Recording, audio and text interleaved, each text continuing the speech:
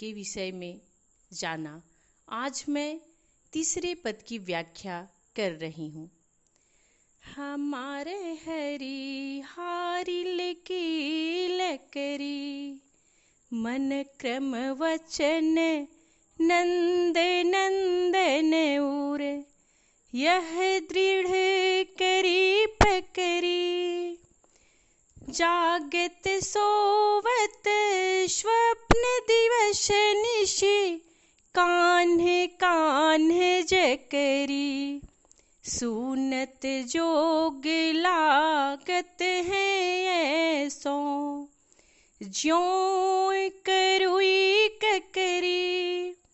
सूतों व्याधि हमको ले आए, देख सुनी न करी। यह तो सूरति नहीं ले सौंपो, जिनके मन चकरी। अब कठिन शब्दों के अर्थ। हरि अर्थात विष्णु, विष्णु अर्थात श्री कृष्ण, चूंकि श्री कृष्ण तो विष्णु को ही अवतार हैं। हारिल एक पक्षी जो सदैव अपने पैर में एक लकड़ी के तिनके को दबाए रहता है। नंद नंदन अर्थात नंद के नंदन, नंद के पुत्र कृष्ण। व्याधि अर्थात रोग पीड़ा। करी अर्थात भोगा, तिन्हीं अर्थात उनको। दिवस निशि अर्थात दिन रात। यहाँ दिवस निशि में द्वंद्व समास है। दिन रात द्वंद्व समास का ही उदाहरण है। मन चक्री, जिनका मन स्थिर नहीं रहता बल्कि चक्री की तरह चंचल रहता है।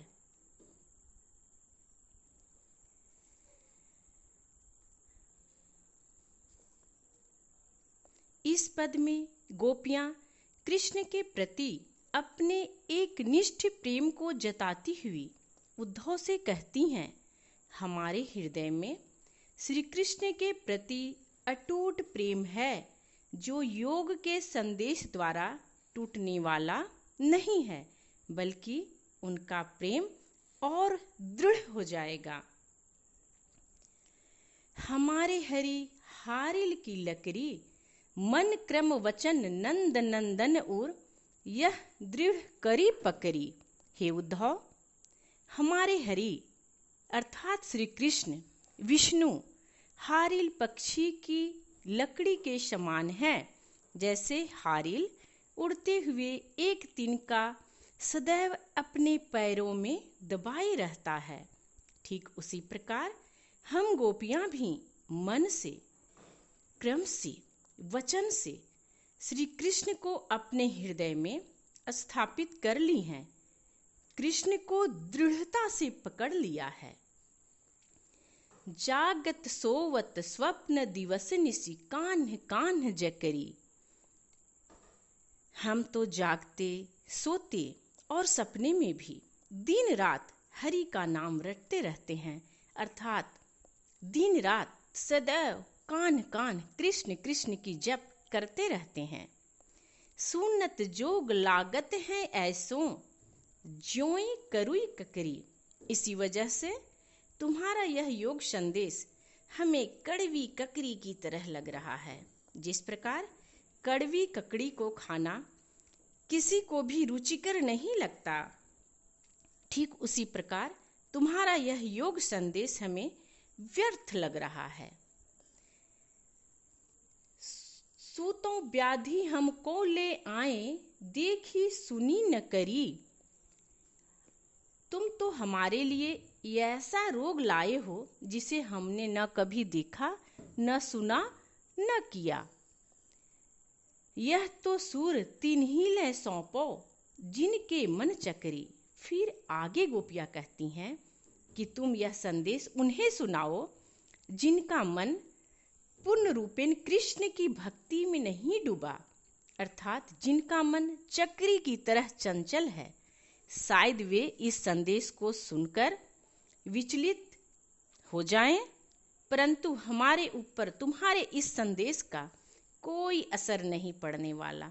हमारे मन में कृष्ण के अतिरिक्त दूसरा कोई है ही नहीं और कोई दूसरा हो भी नहीं सकता।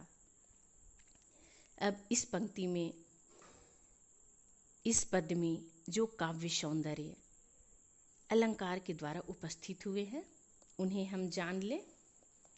सुनत जोक लागत है ऐसों, ज्योई करुई ककरी। इस पंक्ति में उपमा अलंकार की छटा विद्यमान है। उपमा अर्थात तुलना। यहाँ योग की तुलना करुई ककरी से की जा रही है, अतः यहाँ उपमा अलंकार है। धन्यवाद विद्यार्थियों। पुनः मैं तीसरे पद की व्याख्या करने के बाद चौथे पद के साथ आपके समक्ष फिर आऊंगी। धन्यवाद।